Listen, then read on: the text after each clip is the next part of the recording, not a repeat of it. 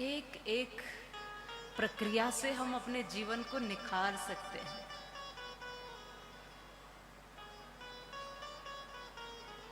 एक एक शैली से,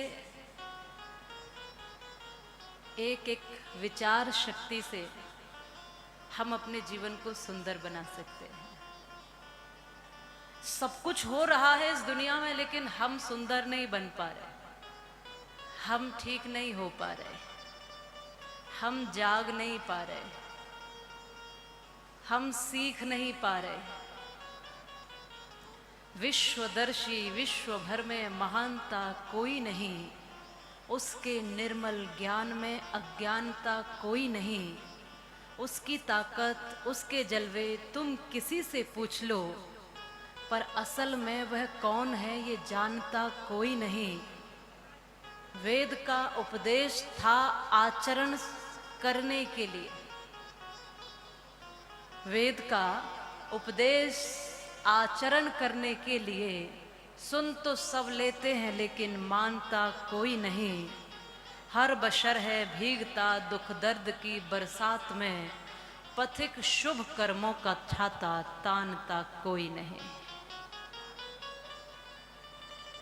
जिसे देखो वो दुखी है, और जिसे देखो कुछ पाने की इच्छा, कुछ पाने की तलाश, कुछ मिल गया तो खोने का डर। चला न जाए, बिछुड़ न जाए, दूर न हो जाए, चाहे धन हो चाहे रिश्ते। मिला नहीं है तो रो रहा है कि पाना हो चाहता हूं, क्यों नहीं दिया, और मिल गया तो खोने के डर से भयभीत है। जिसे देखो वो इस लाइन में लगा है, और इसीलिए तो सबने हाथ फैलाए हुए। कुछ दीजिए,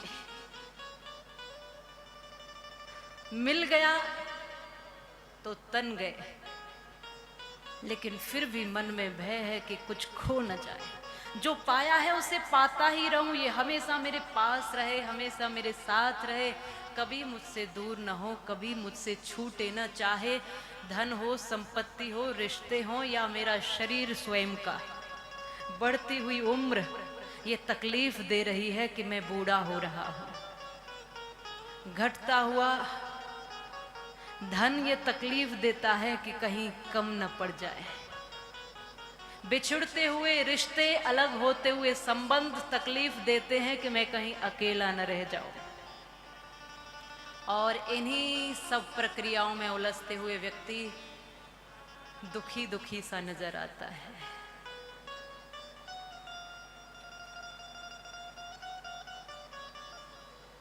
सुन तो सब लेते हैं लेकिन मानता कोई नहीं। कई बार मैं चिंतन करती हूं कि हम निरंतर प्रयास करते हैं, 3-3 घंटे बोलते हैं, इतना कहने का प्रयास करते हैं कुछ परिवर्तन की प्रक्रिया के लिए, कुछ समझने और समझाने के लिए, कुछ जागने और जगाने के लिए।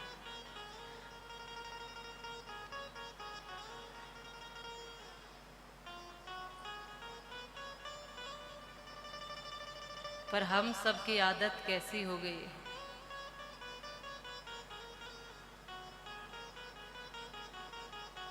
एक व्यक्ति जिस डाल पर बैठा है उसी डाल को काट रहा है।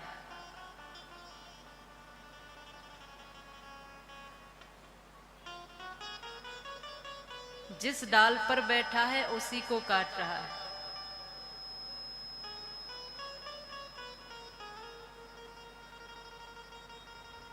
यहां से एक समझदार सा व्यक्ति जा रहा है रास्ते से होकर।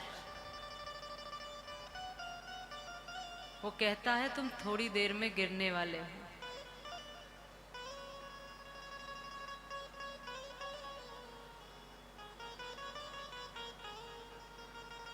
एक व्यक्ति जिस डाल पर बैठा है उस डाल को काट रहा है। दूसरा व्यक्ति समझदार निकलता है, वो कहता है तुम गिरने वाले हो।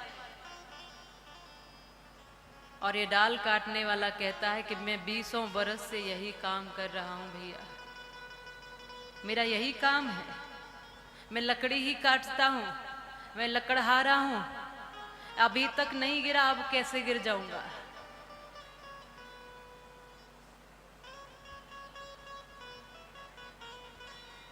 ये समझाना चाहता है, समझ में आए तो ठीक, नहीं तो आगे बढ़ गया।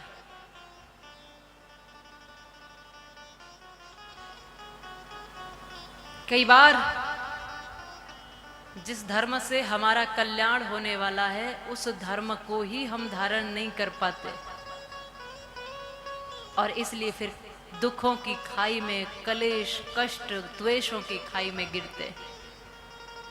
महर्षि वेदव्यास कहते हैं, ऊर्ध्वाहुर विरोमेश न च कक्षिषुणोतिमाम धर्मादर्तश्च कामश्च सधर्म किन्य सेव्यते। आखिर लोगों को हो क्या गया है? जब जानते हैं कि अच्छे रास्ते पर चलने से ही सत्य, धर्म, न्याय और निष्ठा के रास्ते पर चलकर ही सुख मिल सकता है, तो क्यों बार बार विपरीत रास्ता चुनते हैं?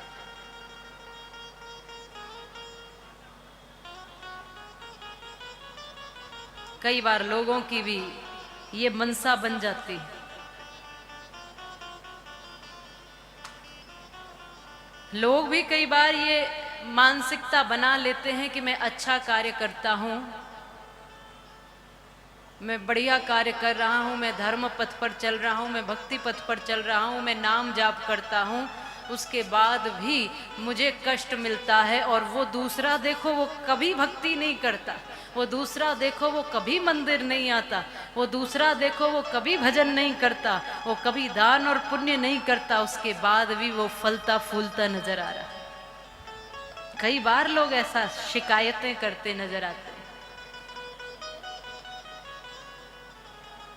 बहुतों के मन के ये प्रश्न है, मैं अच्छा करता हूं तो भी मुझे कष्ट मिलता है, और वो देखो कभी अच्छा नहीं करता, फिर भी वो फलता फूलता नजर आता है। एक व्यक्ति की यही परेशानी। मैं 20 वर्ष से एक दुकान चला रहा हूं, ये जैसे पहले चलती थी वैसे आज भी चलती है। इतनी मेहनत करता हूं, इतना परिश्रम करता हूं, और उसके बाद भी अभी तक केवल दाल रोटी ही ठीक से खा पा रहा हूं। और मेरे सामने एक व्यक्ति ने 20 साल पहले दूध का काम शुरू किया था, और वो तब से दूध में पानी मिला मिला कर बेच रहा है, आज तक बेच रहा है। मेरे ही आंखों के सामने उसकी झोपड़ी से कई कई कोठियां बन गई हैं। अब मैं उस तरक्की को देखकर इसलिए दुखी होता हूं कि मैं ईमानदारी से काम करता हूं, फिर भी मैं केवल दाल रोटी खा पाता हूं, और वो बेईमानी से काम करता है, फिर भी वो इतना तरक्की कर रहा है। साधु के चरणों में प्रार्थना की। संत ने कहा कि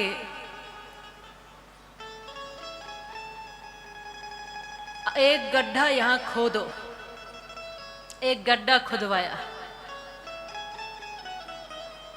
कहा लगभग इसने 20 वर्ष में कितना पानी मिला दिया होगा दूध में, तुम्हें अंदाजा है? बोले मुझे ऐसे तो नहीं पता, लेकिन फिर भी एक अंदाजे से मैं बता सकता हूँ।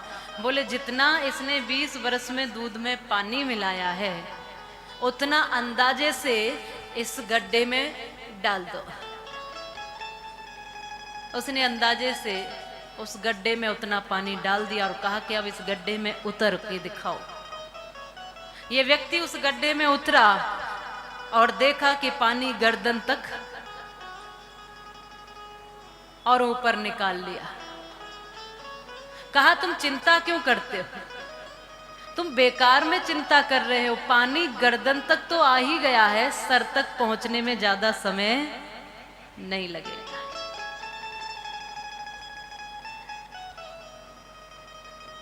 जो बहुत कुछ बड़ा कई बार बेईमानी से खड़ा तो कर सकते हैं, लेकिन खड़े हुए को ढहने में भी ज्यादा समय नहीं लगता है।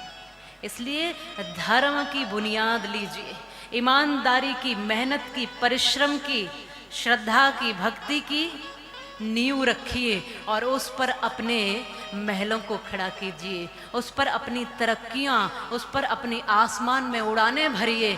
जब मूल और आधार अच्छा होगा तो निश्चित रूप से आपकी उड़ान बहुत ऊंची हो जाएगी।